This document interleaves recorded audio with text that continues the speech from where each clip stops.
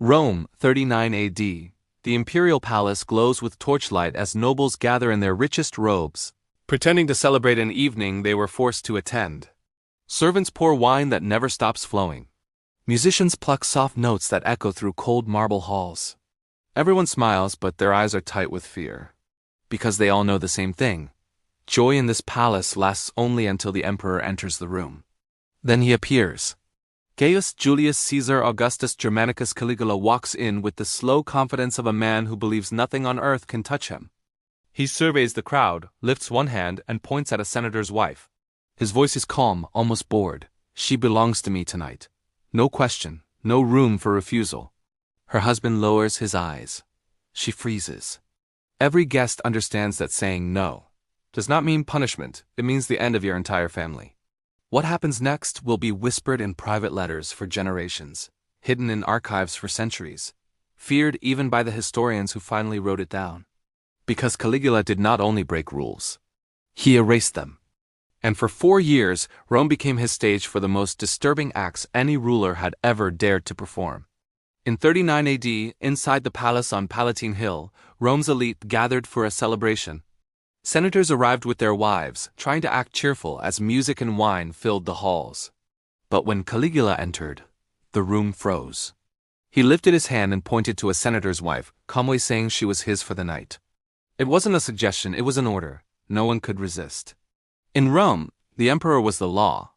Refusing him meant not just death for you, but destruction of your whole bloodline. Downstairs, guests tried to keep the party going, pretending nothing horrible was happening upstairs. Years later, letters found in the Vatican showed senators warning relatives never to bring their families to Rome. Caligula was not the crazy villain of plays and movies. He was worse, someone who believed that if he was untouchable, no rule, no god, no moral line could limit him. For 4 years, he pushed Rome to see how much pain and humiliation people would accept from a man with limitless power. His rule became a cold experiment in fear. Even the historian Suetonius avoided writing openly about certain acts, using coded words to hide details. But some pieces survived: burned letters, broken wax tablets, fragments of reports that escaped destruction. These records describe a Rome where people walked carefully, spoke softly, and lived with the constant fear of attracting Caligula's attention. The question wasn't whether the emperor would cross a line. It was how far he would go after crossing it. To understand his power, you have to imagine a place where one command could erase your status, take your home, or silence your name forever. And inside that world, Caligula began choosing new ways to show the Senate and the people that he owned their honor, their families, and even their bodies. The palace, once a symbol of Roman pride, turned into a place where every hallway could hide a nightmare. And that leads to the first of his brutal rituals, where he turned part of the imperial home into something darker than any arena. Caligula transformed a section of the palace into an imperial brothel, but not for common people. This was a trap set specifically for Rome's most respected families. He sent formal invitations to senators, appearing gentle, promising a pleasant evening. But once the couples entered, they were separated. Husbands waited outside locked doors while wives and daughters were taken into private rooms and forced to serve whomever the emperor ordered. The men stood helpless, hearing their loved ones through the walls but unable to act. Objecting meant accusing the emperor of dishonor. That meant treason. And treason meant execution of your entire household. A letter from Senator Lucius Vitellius describes hearing his young wife crying inside a chamber. He wrote that he prayed not for help, but for the ability to stop hearing her voice. When she returned at dawn, neither could even look at the other. Caligula then sat at breakfast smiling, as if nothing had happened at all. The cruelty went deeper. Caligula kept financial records of the brothel. A wax tablet from 39 AD lists noblewomen by name, how many clients they were forced to serve, and how much money they brought in. The money went straight to the state treasury. This wasn't about desire, it was a lesson. Caligula wanted to show he could take Rome's most honored women and reduce them to objects while their husbands stood silent. If he could break the pride of the nobility, he could break anything. Rome's most powerful families began living in constant terror. Every invitation from the palace felt like a death sentence. Because once a ruler proves he can take your dignity and make you thank him for it, he owns not just your life but your identity. Caligula's next step was something Rome could barely understand. Something that crossed a line so deeply rooted in culture and religion that even the boldest senators trembled when whispers spread about it. He had 3 sisters, Agrippina, Drusilla, and Livilla, and many ancient writers agree he had intimate relations with all 3. But the shocking part wasn't only the act itself. It was the way he displayed it as if it were a public show. During grand dinners, where nobles reclined on couches and tried to smile through their fear, Caligula would call Drusilla to sit beside him. Not as a trusted sibling but as a partner. He held her hand, touched her hair, whispered in her ear, and behaved exactly how a husband would behave toward a wife. And the room had to watch. No one dared look down or pretend not to see. Looking away meant you were uncomfortable. Being uncomfortable meant disapproval. Disapproval meant death. So they sat there, smiling with stiff faces, nodding at moments they didn't understand, waiting for the emperor's mood to stop shifting like a storm. Modern scholars think this wasn't random madness. Caligula knew exactly what he was doing. In Roman society, incest was unthinkable, something only deeply immoral people would even imagine. But in mythology, among gods like Jupiter and Juno, it was normal. Gods kept bloodlines pure. Gods took what they wanted. By copying these acts and performing them in front of Rome's leaders, Caligula wasn't only indulging a personal desire. He was making a statement: I am above human rules. I am divine. Then Drusilla died suddenly in 38 AD, probably from sickness. And Caligula's reaction shocked the empire even more. He did not mourn like a brother. He mourned like a husband who had lost his wife. He ordered a period of national grief. He declared Drusilla a goddess and built temples for her. People were told to pray to her, honor her, and speak her name like they spoke the names of ancient deities. Some surviving letters mention that Caligula visited her temple alone at night. There, whispering to her statue, he performed old marriage rituals as if she were still alive, still his partner, still his chosen divine bride. A philosopher whose name was scratched out of the document wrote, "He no longer knows the difference between stone and flesh, between mortal and God, between forbiddance and allowed. We are ruled by a man who believes he is sacred." Imagine the atmosphere after a night like that. Veterans who once commanded armies sat at the emperor's table with trembling fingers, laughing at his jokes while their eyes stayed cold and empty. Women returned home looking hollow, as if pieces of them had been stolen by the palace walls. Rome was changing. The ancient laws that had guided the Republic for centuries now bent to the will of one man who believed nothing was forbidden to him.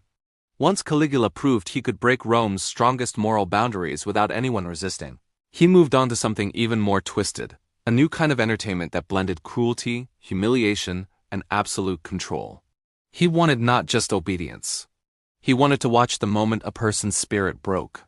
According to fragments found near Pompeii, Caligula carefully selected his next victims. He didn't target women with scandalous reputations or weak social positions. Instead, he chose Rome's most honored wives, the women praised for purity, loyalty, and strong character. These women were symbols of Roman virtue. Destroying them in front of their husbands was a message.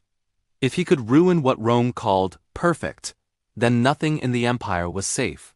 For the men he paired them with, he chose the exact opposite.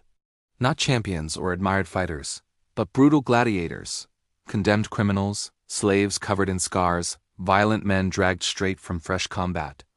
Some still had dried blood on their bodies. Here's how the ritual worked. A banquet would be in full motion. Nobles reclined on couches pretending to enjoy themselves while fear scraped at their nerves. Servants poured wine. Musicians played soft notes. Everyone pretended to be calm. Then Caligula would give a signal. Guards would drag a noble woman into the center of the room. Moments later, a gladiator, sweaty, dirty, smelling of blood and metal, would be pushed toward her. The emperor leaned back, smiled, and said, "Entertain us." There was no chance for refusal. The woman could not run. Her husband could not step forward. Her family could not scream. They all had one role: to watch. To clap, to pretend what they were seeing was normal. If anyone turned away even for a second, it meant disrespecting the emperor. Disrespect meant treason, and treason ended entire families. The pressure crushed people from the inside. They learned to smile while dying emotionally. They learned to applaud while their hearts cracked. One man, Gaius Calpurnius Piso, later wrote a letter describing the night his wife was chosen. He said he watched her be destroyed in front of him while he smiled on command. "I die a little more each day," he wrote. "But one day the emperor will learn that even dead men can still use a dagger." The letter was discovered by Caligula's spies. Piso was executed. His wife was executed. His children were sold into slavery. And his letter was filed among imperial documents, as a warning to the rest of Rome. Caligula didn't just want to shame people. He wanted to prove that their honor, their dignity, their deepest bonds existed only because he allowed them to exist. As the months passed, the Senate realized something terrifying. Caligula had turned humiliation into a weapon more powerful than any sword. He didn't need to declare war or pass new laws. All he had to do was choose anyone, and their whole world could fall apart. The gladiator ritual became a popular feature of his private feasts. Guests never knew who would be chosen next. Every glance from Caligula felt like a blade against the throat. Husbands sat frozen, praying their wives would go unnoticed. Wives sat stiffly, knowing a single gesture from the emperor could destroy their reputations forever. Sometimes Caligula changed the order. He would make noble women choose their own gladiator, forcing them to point at a man while the room watched. If they hesitated, he mocked them. If they pointed too quickly, he mocked them again. He wanted to show that no decision they made was truly theirs. When the act was over, Caligula made the crowd applaud. Loud clapping, loud cheering, forced joy. Men with tears in their eyes were ordered to shout praise to the emperor. Women with shaking hands had to pretend to laugh. It was psychological torture woven into entertainment. Rome's most powerful families began to collapse from the inside. Some nobles sent their wives and daughters away from the city in secret. Others tried to hide sickness or pretend to be too weak to attend banquets. But if Caligula wanted you there, you went. You had no choice. This was the emperor's message. Your pride is mine. Your virtue is mine. Your family is mine. I decide how the world sees you. He didn't just break individuals, he broke the idea that Rome could survive without the emperor's approval. But Caligula reserved a special humiliation for powerful men, especially those he suspected of pride, ambition, or hidden influence. Instead of simply killing rivals, he made them symbols of helplessness before he erased them. It was psychological punishment taken to another level. Ancient writers record that Caligula married several men in full public ceremonies. These weren't jokes or parties. They were official events with legal wording, dowries, wedding garments, and massive crowds. High-ranking officials stood side by side with actors and slaves, all forced to watch the emperor enact a ritual that bent Roman masculinity until it snapped. One of his brides was Lucius Vitellius, a respected consul. Caligula demanded he wear a woman's robe, a bridal veil, and delicate jewelry. Before thousands of spectators, Caligula declared himself the husband and Vitellius the wife. People were ordered to cheer. Soldiers shouted congratulations. Musicians played victory songs. A marriage contract found centuries later in Alexandria shows Caligula listed as the husband and Vitellius as the wife, complete with rules about loyalty and duties. Vitellius was not allowed to refuse. He wasn't allowed to speak unless spoken to. His reputation built over decades was rewritten in a single afternoon. By doing this, Caligula delivered a clear message to Rome's elite. Your rank means nothing. Your influence means nothing. Your dignity survives only because I allow it. For Caligula, these marriages weren't about affection. They were about domination.